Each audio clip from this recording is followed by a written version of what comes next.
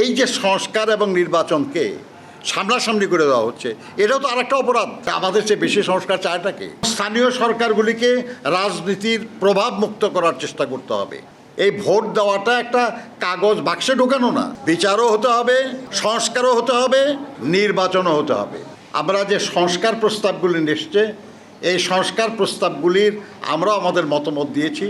আমরা বলেছি যে এমন পদ্ধতি, এমন প্রক্রিয়া অনুসরণ করা হবে যাতে করে স্থানীয় সরকার নির্বাচনগুলিও অবাধ, সুষ্ঠু এবং নিরপেক্ষ হবে, এবং স্থানীয় সরকারগুলিকে রাজনীতির প্রভাব মুক্ত করার চেষ্টা করতে হবে।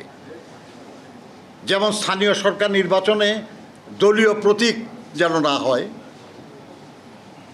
দলীয় প্রভাব যেন না হয়, সংসদের সদস্যরা বা মন্ত্রীরা তাদের জন্য প্রভাব সেখানে না হয়, তারা যখন স্বাধীনভাবে কাজ করতে পারে তাদের সেই পরিমাণ বাজেট যেন হয়, তারা সেই পরিমাণ উপার্জন যেন তাদের আভ্যন্তরীণ উপার্জন তারা করতে পারে, এবং উন্নয়নমূলক কাজগুলি যেন তারা নিজেরা করতে পারে। এইভাবে যদি আপনি করতে পারেন তাহলে স্থানীয় সরকার শক্তিশালী হবে, স্থানীয় সরকার নির্বাচন অধিকতর অবাধ এবং সুষ্ঠু হতে পারে। এটা না বলে আপনি যখন এই প্রশ্ন তোলেন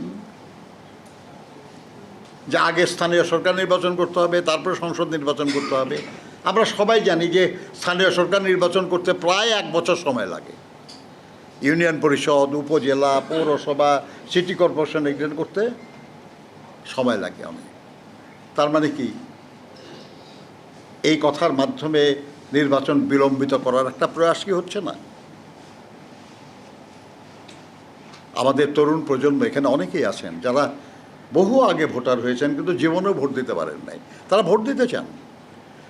এই ভোট দেওয়াটা একটা কাগজ বাক্সে ঢোকানো না, এটা হলো তার যে অধিকার, নাগরিক হিসাবে সেই অধিকারের প্রয়োগ করা, রাষ্ট্র পরিচালনায় অংশগ্রহণ করা, তার যে নাগরিকের মর্যাদা, সে মর্যাদা প্রতিষ্ঠিত করা।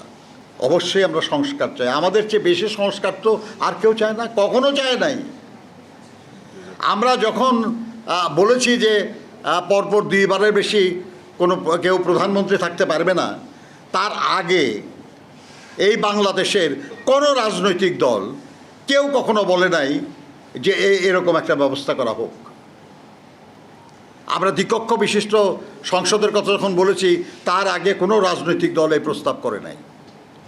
আমরা ক্ষমতার ভারসাম্যের কথা বলেছি, আমরা বিচার বিভাগের স্বাধীনতার কথা বলেছি, আমরা সুপ্রিম জুডিশিয়াল কাউন্সিল করেছিলাম যেটা বাতিল করা হয়েছিল, আমরা বলেছি আবার সেটা পুনর্বহাল করা হবে। আমরাই বলেছি যে সব নিয়োগে মেধার প্রাধান্য দিতে হবে। এই সব সংস্কার প্রস্তাব আমরা দিয়েছি। 2017 সালে দেশনেত্রী বেগম খালেদা জিয়া ভীষণ 2030-এর মাধ্যমে অনেক সংস্কার প্রস্তাব করেছেন, শিক্ষা, স্বাস্থ্য, পরিবেশ, বিভিন্ন বিষয়ে। আর সংস্কারের ব্যাপারে আমাদেরকে অভিযুক্ত করেন যে আমরা সংস্কার চাই না। আর আমাদের চেয়ে বেশি সংস্কার চায়টাকে? মুখে বললে তো হবে না, প্রমাণ করতে হবে তথ্য প্রমাণ দিয়ে যে আপনারা আমাদের চেয়ে বেশি চান, আপনারা আমাদের চেয়ে আগে বলেছেন, আপনারা আমাদের চেয়ে ভালো প্রস্তাব দিচ্ছেন। বলেন না, কেউ দেন নাই। বরঞ্চ আমরা বলেছি, 31 দফা যখন দিয়েছি আমরা বলেছি যে আমরা এই প্রস্তাব জনগণের সামনে উপস্থাপন করলাম।